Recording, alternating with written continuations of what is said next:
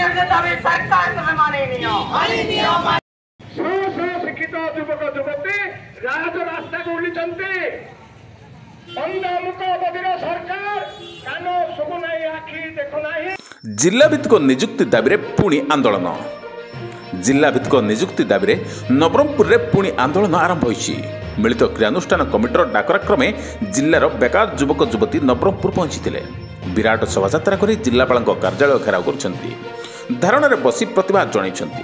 शताधिक बेकार युवक युवती उद्बोधन दे पूर्वतन सांसद प्रदीप माझी कहिथिले जिला भित्तिक निजुक्ति को जिलावासी समर्थन करुछन्ति, किंतु सरकार ए दाबी को अति हल्का भाव नेउछन्ति। लड़ाई कले ही हक मिलिब, तेणु समस्ते एकजुट होई लड़ाई करी हक छड़े आनिबा। वरिष्ठ नेता मुन्ना त्रिपाठी वक्तव्य में गणशिक्षा मंत्री को सीधा सड़क टार्गेट करते। पूर्व गणशिक्षा मंत्री यह दाबी को समर्थन करते। मंत्री होगा पर आंदोलन को भंडोर करने को उद्यम कर आवाहक अर्जुन भत्रा और संयोजक भगवान बैरागी मध्य सरकार को समालोचना कर दाबी पूरण न होगा जाए आंदोलन चलो बोली चेतावनी देते। प्राय 3 घंटा धरी धारणा और प्रतिवाद चली प्रशासन को देथिबा दाबीपत्र में अविभक्त कोरापुट जिले में तृतीय और चतुर्थ श्रेणी सरकारी चाकरी निमंते जिला भित्तिक निजुक्ति प्रक्रिया लागू करा जाऊ। नवरंगपुर जिले में शिक्षार भित्तिभूमि सुदृढ़ नथिबारु उपकूल तथा अन्य जिलार पिलांक सह एठाकर पिला समकक्ष होई पारुनांती।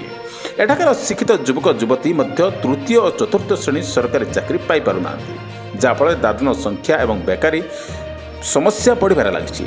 जातीय शिक्षानीति 2020 अनुजाई आंचलिक भाषा शिक्षादान करा एही कारणରୁ ପିଲାଙ୍କୁ पाठ बुझे कष्ट होफल ड्रप आउट बढ़ी। दाबी को सरकार 15 दिन भितर पूर्ण न कले पुनर्बार बंद डाकरा दिज्व क्रियानुष्ठान कमिटी कही। आंदोलन में सनराज गंड, वृंदावन त्रिपाठी, सिराजुद्दीन अहमद, अरुण मिश्र, रतन माझी, जितू जानी, सुधीर पात्र, दिवाकर पूजारी, अखिल भत्रा, राजेश जानी, नुआखाऊ भत्रा समेत विभिन्न छात्र संगठन शताधिक लोक सामिल होते।